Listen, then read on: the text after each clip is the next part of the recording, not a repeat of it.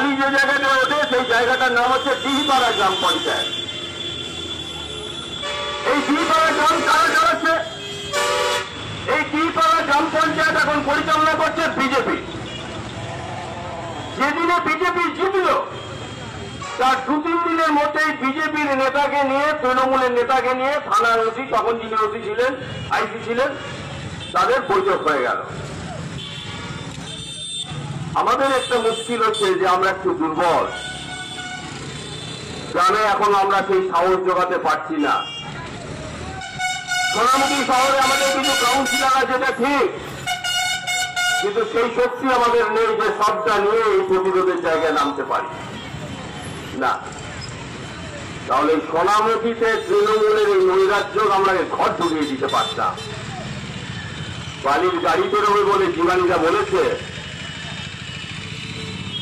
আমরা সবাই একটি বড় সোনামুখীর শালী নদীর ব্রিজ হয়ে গেল, 12 কোটি টাকা খরচা করে তখন দিদিমণি ব্রিজ করলো। আমরা ভাবলাম এটা সোনামুখীর প্রতি তৃণমূলের বিরাট প্রেম, সেই জন্য সোনামুখীর জনগণকে একটা বালির ব্রিজ উপহার দিল, একটা বড় ব্রিজ উপহার দিল। এই ছোট ব্রিজে কোটি কোটি টাকার বালি পাচার হতো না। এই ব্রিজটা না বানাতে পারলে এই বালি পাচার হতো না। সেজন্য আজকে সোনামুখী শহরে এই ব্রিজ তৈরি করা হলো, শালী নদীর ব্রিজ তৈরি করা হলো। একটা অপরিকল্পিত উদ্যোগ নিয়ে পুরো সোনামুখীটাকে ভাঙা হলো। কারো কোনো উপকারে লাগলো না, একটা ব্যবসাদারের কোনো উপকারে লাগলো না, একটা সোনামুখী জনগণের কোনো উপকারে লাগলো না। সোনামুখী শহরকে ভেঙে ফেলা হলো। বালির গাড়ি যাতে স্মুথ চলতে পারে, তার থেকে তোলা আদায় যাতে অব্যাহত থাকতে পারে, সেই জন্য হচ্ছে এই কাজ। হঠাৎ একদিন দেখলাম ফেসবুকে একটা চেয়ারম্যান পোস্ট করেছে, কি চেয়ারম্যান নাকি খুব সৎ, তার গায়ে নাকি বিজেপির একজন এমএলএ আছে সোনামুখীতে, সে নাকি একটা দুর্নীতির ছবি সাজিয়ে দেওয়ার চেষ্টা করছে, সেই জন্য সে নাকি মানহানির মামলা করেছে বিষ্ণুপুরে, করবে নাকি। কিরকম চেয়ারম্যান সব, আর কি অভিযোগ বিজেপির এমএলএ? সোনামুখী শহরে নাকি কয়েকদিন পর লাইট লাগানো হবে, সেই লাইটের জন্য বরাদ্দ হয়েছে 2 কোটি টাকা। আচ্ছা, 2 কোটি টাকা লাইনের বরাদ্দে দুর্নীতি হয়েছে বলে বিজেপির এমএলএ পোস্ট করলো ফেসবুকে। আমাদের কাউন্সিলররা বোর্ডে বলেছে, বোর্ড মিটিং এ বলেছে, সেখানে কোনো আলোচনার সুযোগ দেওয়া হয়নি। একটা 2 কোটি টাকার কাজের টেন্ডার, এই টেন্ডারে অনেকগুলো ঠিকাদার পার্টিসিপেট করলো না।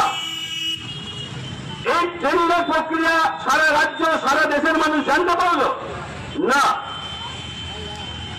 এই টেন্ডার হবে তার বোর্ডে কোথাও কোনো আলোচনা হলো না।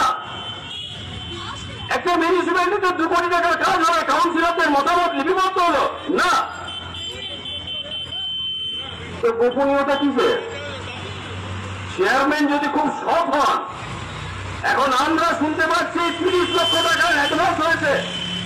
30 লক্ষ টাকায় অফার না, 50 লক্ষ টাকায় অফার হয়েছে তৃণমূলের নেতাদের সাথে। তার নেতা হচ্ছে চেয়ারম্যান, ভাইস চেয়ারম্যান, তার প্রাথমিক বরাদ্দ হয়েছে 30 লক্ষ টাকা। 2 কোটি টাকার লাইট লাগানোর কাজে বরাদ্দ হচ্ছে, আর সেখানে 50 লক্ষ টাকার কাটমানি পাচ্ছে chairman and company, Trinamool Congress. কি খুশির খবর, তাই না? আর সেই চেয়ারম্যান ফেসবুকে বলছে আমি মানহানির মামলা করবো বিজেপির এমএলএর বিরুদ্ধে। তারপরে বিজেপির এমএলএ কে ক্ষমা চাই, তো আমি সব কথা শুনলাম। এখন আর বিজেপির এমএলএ মুখেও কোনো কথা নেই। তৃণমূলের চেয়ারম্যান মানহানির মামলা করেছে বলে আমার জানা নেই। ভেতরে ভেতরে কি রোপা হয়ে গেল আমাদের জানা নেই।